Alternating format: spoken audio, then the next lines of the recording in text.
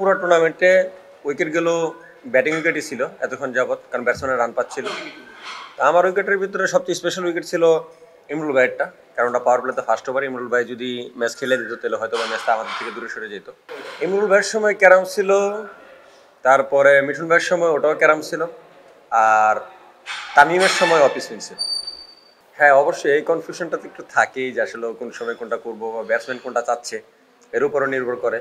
তো overall match situation অনুযায়ী এটা আসলে ডিসাইডেড হয়, বা ফিল্ডার অনুযায়ী আসলে আমি কী করতে চাচ্ছি, ব্যাটসম্যানকে কোন দিকে খেলাতে চাচ্ছি ওই অনুযায়ী। না না, ইজি, এটা বোঝা একেবারে ইজি, কারণ এই লেভেলে একটা উইকেট কিপার এমন না যে ধোকা খেয়ে যাবে, আর কিপার তো অনেক দূর থেকে দেখে, তো এটা কিপারের জন্য ইজি। না অবশ্যই তা তো দেখাই লাগে, কারণ যদি এগুলো না দেখি তো আমি শিখতে পারবো না, কারণ এমন না যে এইটাই আমার শেখার শেষ। তো সামনে যত দেখবো তত শিখবো।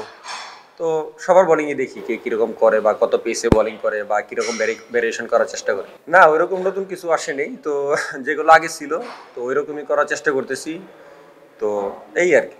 না এটা অবশ্যই এই টুর্নামেন্টটা অনেকদিন যাবতই এটা আমরা চাচ্ছিলাম যে আসলে বিপিএলের বাইরেও একটা টুর্নামেন্ট হোক, যেখানে লোকাল প্লেয়াররা নিজেরা ব্যাটিং করার বোলিং করার সুযোগ পাবে। কারণ যখন বিপিএলটা হয় ম্যাক্সিমাম দেখে পাওয়ার প্লেতে আপনার ফরেনার কেউ বোলিং করে, বা ডেট ওভারে ফরেনার কেউই ব্যাটিং করে। তো এটা আসলে আমরা না পাওয়ার প্লেতে বোলিং শিখতে পারি, না ডেট ওভারে ব্যাটিং শিখতে পারি। তো এই টুর্নামেন্টটা আমাদের জন্য খুবই একটা জরুরি, আর আমাদের ব্যাটসম্যানরা এটা বারবারই এখন প্রুভ করতেছে। তো ব্যাটসম্যানরা রান পাচ্ছে, তারা স্লগে ভালো রান নিতে পারতেছে, কিংবা বলাররা স্লগে ডিফেন্স করতে পারতেছে। এটা আসলে অনেক লার্নিং প্রসেসের জন্য এটা খুবই একটা গুরুত্বপূর্ণ টুর্নামেন্ট, এটা আমার দৃষ্টিতে। না না অবশ্যই এটা হচ্ছে শুধু আমার টিমের না, বাংলাদেশের যত সিনিয়র প্লেয়ার আছে সবাই আমাকে পছন্দ করে, সবাই আমাকে অ্যাপ্রিসিয়েট করে ভালো কিছু করার।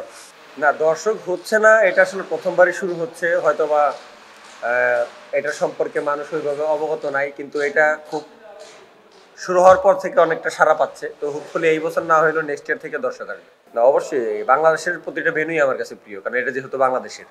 তো সিলেট অবশ্যই ভালো লাগে, কারণ সিলেটে আমার ম্যান অফ দ্য ম্যাচও আছে একটা বিপিএলে। আবার সিলেট একটু খারাপও লাগে, কারণ সিলেট থেকে একবার আমি ইনজুরিতে পড়ছিলাম। তো ওভারঅল সব ভেন্যুই ভালো লাগে অনেস্টলি। সবাই যখন জোয়ারে গা ভাসায়, কেউ কেউ ঘুরে দাঁড়ায়। সময় হারতে শেখালেও কেউ কেউ চ্যালেঞ্জ ছুড়ে দেয়। পক্ষপাতের ভিড়ে আজ থেকে কোনো পক্ষ নয়, খবর হবে নিরপেক্ষ। বানোয়ার তথ্যবাদ, খবর হবে নিখাদ। ভেঙে গুজবের শিখ, খবর হবে নির্ভীক। এলো খবরের কাগজ, নিখাদ, নির্ভীক, নিরপেক্ষ।